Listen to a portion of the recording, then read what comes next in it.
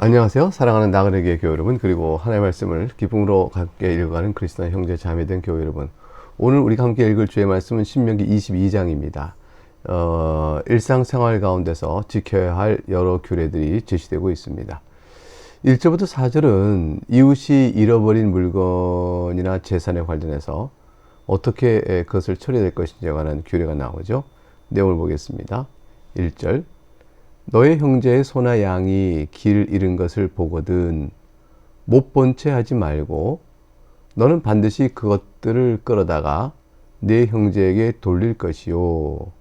2절, 네 형제가 네게서 멀거나 또는 네가 그를 알지 못하거든 그 짐승을 네 집으로 끌고 가서 네 형제가 찾기까지 네게 두었다가 그에게 돌려줄지니 3절, 낙이라도 그리하고 의복이라도 그리하고 형제가 잃어버린 어떤 것이든지 네가 얻거든 다 그리하고 못 본 채 하지 말 것이며 4절, 네 형제의 낙이나 소가 길에 넘어진 것을 보거든 못 본 채 하지 말고 너는 반드시 형제를 도와 그것들을 일으킬지니라.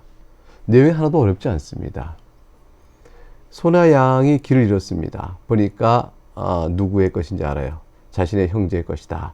그걸 알면 그것들을 잃어버린 것을 그대로 방치하지 말고 아이 귀찮다, 나도 바쁜데 저거 뭐 내가 신경 쓸 있나, 이렇게 하면서 잃어버려봐야 자기 손해지 내 손해도 아니고, 이런 인색한 마음으로 소나 길을 잃은 형제의 그 조바심, 초조함, 또 그걸 찾기 위해서 안타까워하는 마음, 그런 것들을 외면하지 말고 그것을 그대로 끌어다 형제에게 돌리라고 말합니다. 형제는 얼마나 큰 기쁨이 될까요?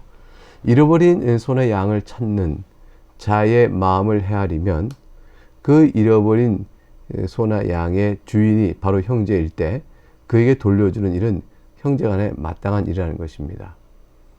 근데 네 형제가 너에게서 멀리 있어요. 멀리서 형제의 돌을 가져다 주기가 어렵습니다.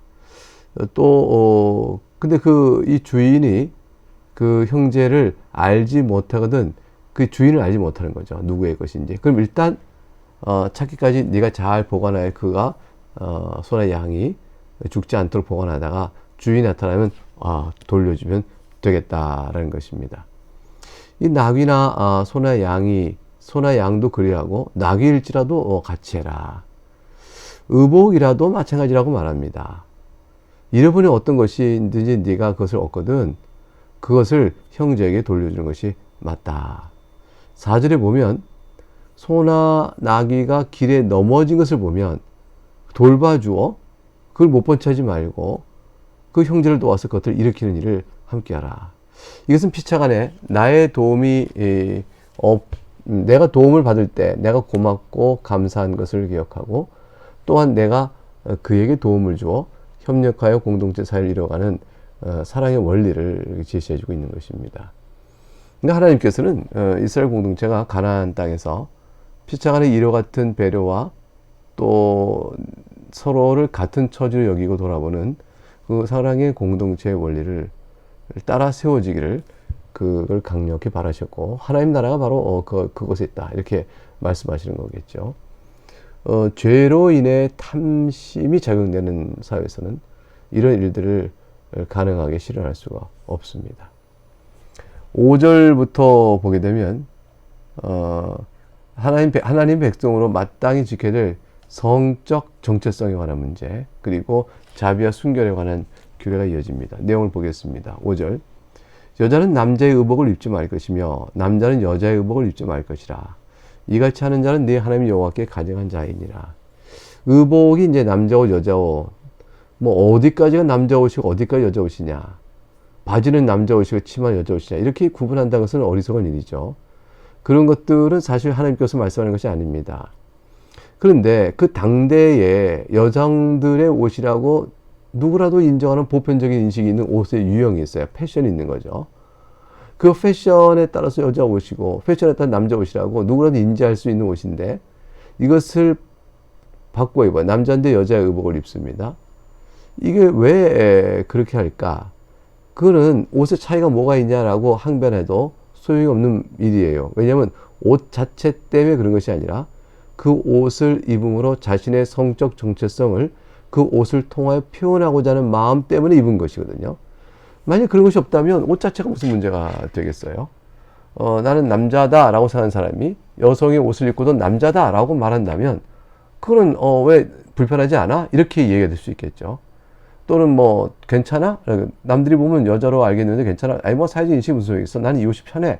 라는 것은 남자의 성적 정체성을 그대로 드러내면서 의복의 범위를 확장하겠다라는 정도의 시도와는 좀 다른 것이에요. 자기 성적 정체성을 다른 성으로 이렇게 바꾸어서 거기에 맞는 옷을 찾아 입는 형태가 되는 것을 하나님께서 금지하실 것인데, 이 금지의 이유는 하나님께서 그걸 가정하게 본 이유가 있습니다. 메소포타미아 지역의 사람들 가운데서 남자가 여자 의복을, 여자가 남자 의복을 입는 일종의 관습이 있는데, 이건 종교적 의식과 연결되어져요. 가나안에서 아스타롯 신을 섬기는 그 이방 종교 풍습 가운데서도 남자가 스스로 자기를 거세하고 여성의 옷을 입는 일들이 있었습니다. 하나님께서는 이렇게 자기의 주어진 생물학 성적 정체성을 부인하고, 이렇게 여러 종교적 우상적 이유로 인해서, 그 풍습으로 인해서 남자가 여자로, 여자가 남자로 자신을 간주하고 행하는 것에 대해서 금하신 겁니다. 하나님께서 남자는 남자로, 여자는 여자로 창조하신데, 그 뜻이 이제 하나님께 대하여 거부하는 그런 일로 나타나는 것이죠. 오늘날 현대사에서 이루어지고 있는 트랜스젠더라는 것을 어떻게 볼 것이냐. 그 트랜스젠더가 생물학적 결정 요인에 의해서 자신이 스스로는 남자의 생물학적 성적 정체성을 지녔는데, 심리적으로는 젠더가 여성으로 원한다고 되어지는 이런 구조에 있어서 스스로 여성으로 인정받기를 원하고, 또 생물학적인 성전환의 의학적 기술을 통해서 그걸 바꾸고자 하는 시도를 하는 등등의 여러 가지 일들이 오늘날 많이 나타납니다. 기독교적 관점에서 보게 되면 그것을 하나님의 뜻에 따라 합당한 일이라고 쉽게 얘기할 수 없습니다. 성경 1차적인 적용으로 보게 되면 남자가 여자로, 여자 남자로 생물학적 정체성, 성 정체성을 임의로 바꾼다는 것은 합당하지 않은 일로, 하나님께서 합당히 보지 않은 일로 이해될 수가 있습니다. 과연 현대의 이와 같은 이슈에 대한 일반적 논의가 가볍게 되거나 또는 그냥 인정될 수 있는 것이 아니고, 과연 그런 일과 관련하여 죄의 양상이 우리 가운데서 어떻게 되는지, 또는 그 복잡한 심리적 또 성장 환경 구조 안에서 그런 것들이 어떤 작용을 하였길래, 이 세속문화적인 환경이 어떻게 작용했길래 그렇게 되는 것인지, 이런 등등에 대한 포괄적인 검토 속에서 판단하여야 합니다. 한 사람이 한 사람의 영혼을 귀히 보고 불쌍히 여기시는 주님께서는 여러 죄의 양상들이 우리 가운데 드러나죠. 오늘 본문의 말씀은 마땅히 있어야 될 표준들을 제시했습니다. 근데 그 표준의 규범에 비춰서 우리는 모든 하나님의 규범 앞에 다 부족하게 살아가고 거슬려 살아갑니다. 그래서 우리는 어느 계명도 하나도 지키지 못하죠. 죄의 양상의 다양한 모습들이 나타난 것들을 하나님 다 금하시고, 또 바르게 살 것이 무엇인가를 말씀해 주십니다. 그러한 것들 가운데 성 정체성에 관한 부분에 대한 혼란과 혼돈, 그 문제도 그런 관점에서 비추어 과연 어떠한지를 돌아봐야 합니다.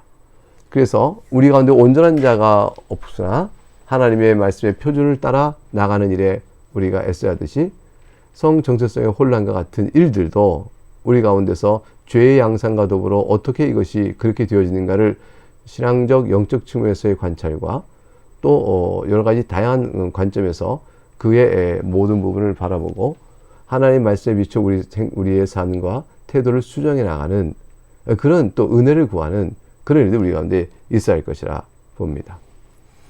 6절에 가게 되면, 길을 가다가 나무에나 땅에 있는 새의 보금자리에 새 새끼나 알이 있고 어미새가 그의 새끼나 알을 품은 것을 보거든 그 어미새와 새끼를 아울러 취하지 말고, 그 어미는 반드시 놓아줄 것이요 새끼는 취하여도 되나니 그리하면 네가 복을 들고 장수하리라.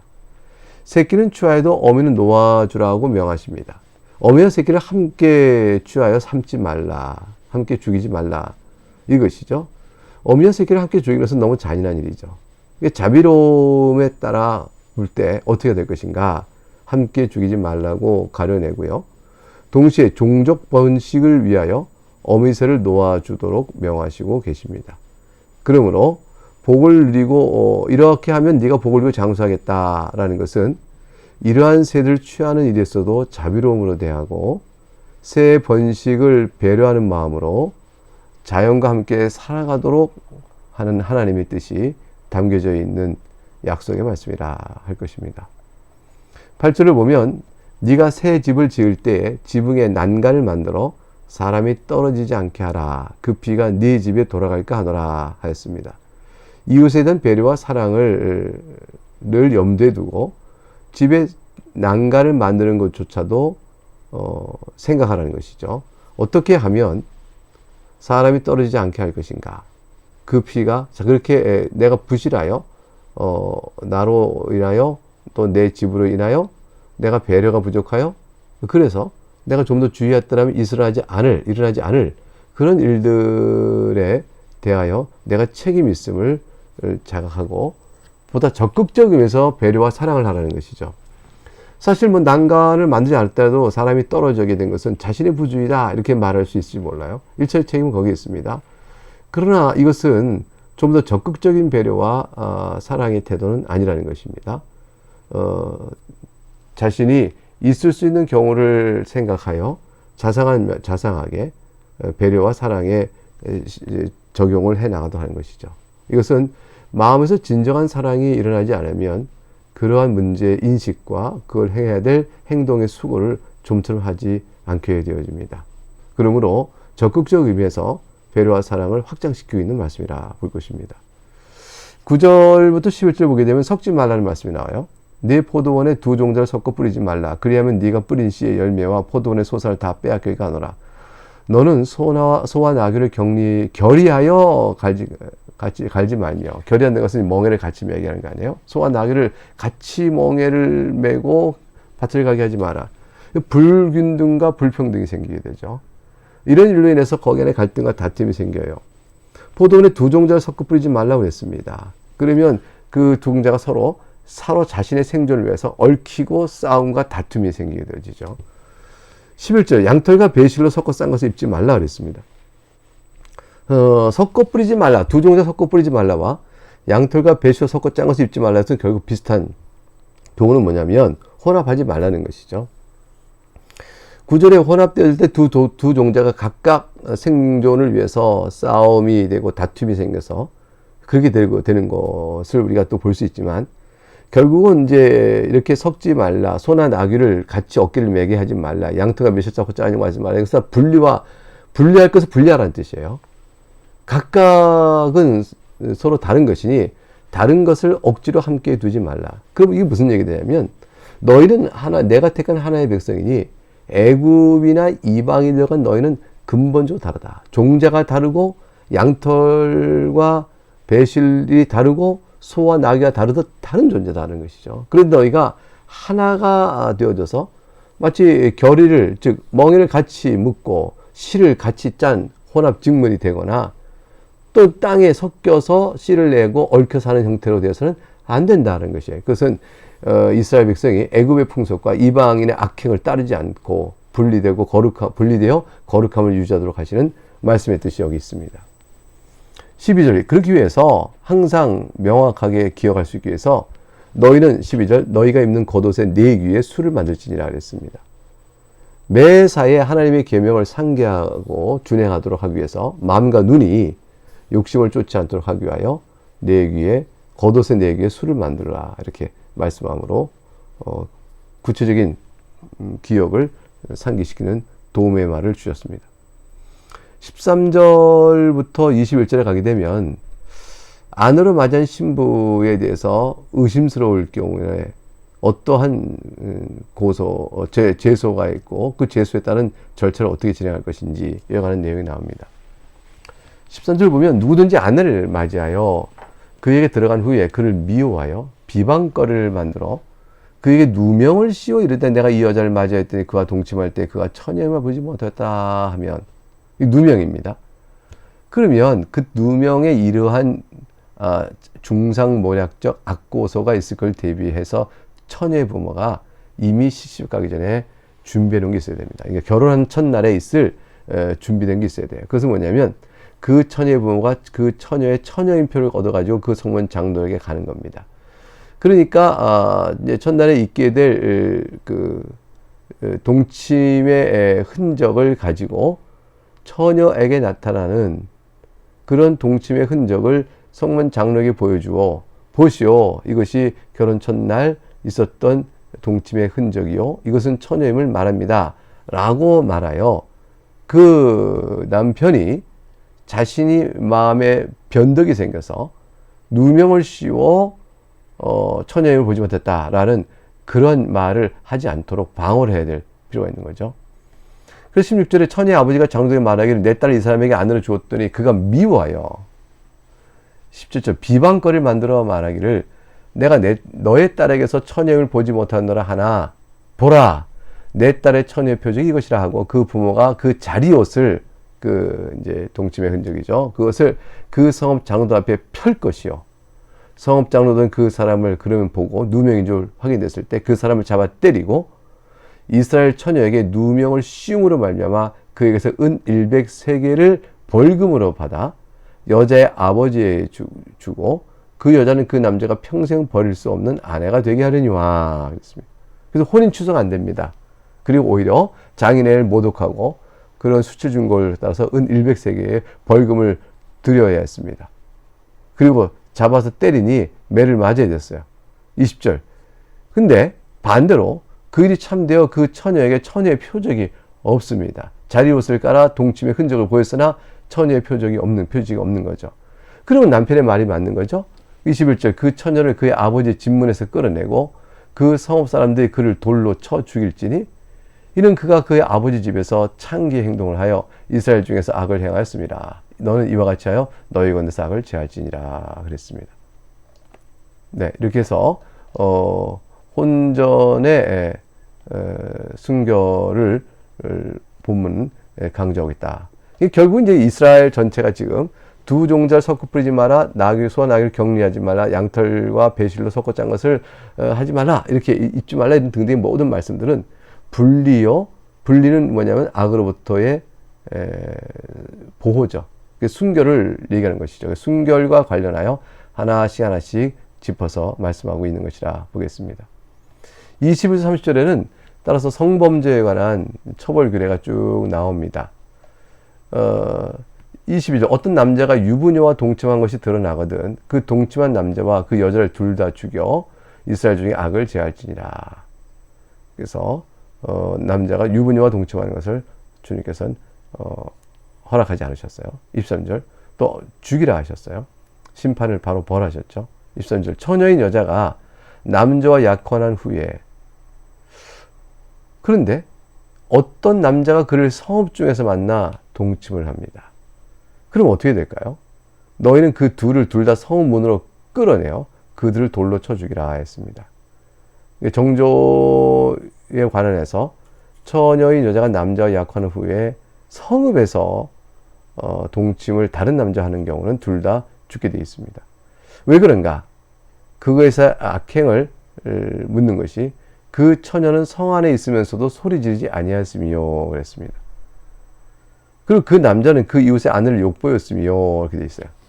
그러니까 이것은 서로 동의하여 이루어진 일로 보게 되는 거죠. 그 둘 다 행위의 책임을 지라 이렇게 되어 있어서 돌로 쳐 죽이라 했습니다. 너는 이같이 하여 너희 가운데서 악을 제할지니라 그랬습니다. 25절 보면 만일 남자가 어떤 약혼한 처녀를 들에서 만나서 강간했으면 그럼 이제 강간한 남자만 죽이라 했습니다. 왜냐하면 이 처녀에게는 아무것도 행하지 말 것은 처녀에게 죽일 죄가 없다 했습니다. 이 일은 사람이 일어나 그 이웃을 쳐 죽인 것 같은 것이라.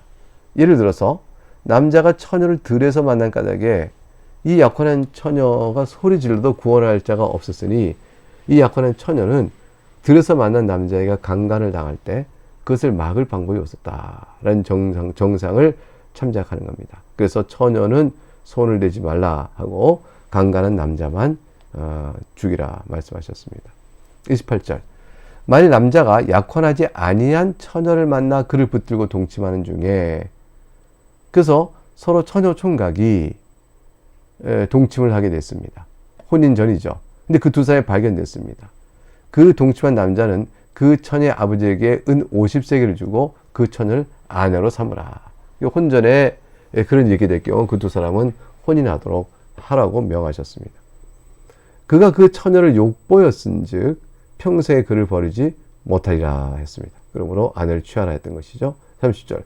사람이 그 아버지의 아내를 취하여 아버지 하체를 드러내지 말지니라. 왜 그럴까요? 아버지, 여기서 말하는 아버지 아내는 친모가 아니라 아버지의 이제 다른 부인이죠. 그러니까 자신에게는 계모가 될 것입니다. 또는 아버지 여러 부인 가운데 한 사람이 되겠죠. 이게 대개 이제 부인이 하나를 두게 돼 있다. 그러면 후실이 되어질 것입니다.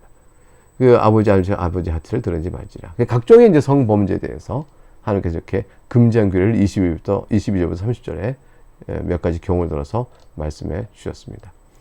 오늘 이건 이제 신명기 22장은 이런 맥락 속에서 과연 하나님 앞에서 이스라엘 백성이 어떻게 거룩한 공동체로 살아갈 것인가에 하는 일반 생활 가운데 몇 가지 규례들을 제시해 주겠다 할 것입니다. 네, 여기까지 읽었습니다. 감사합니다.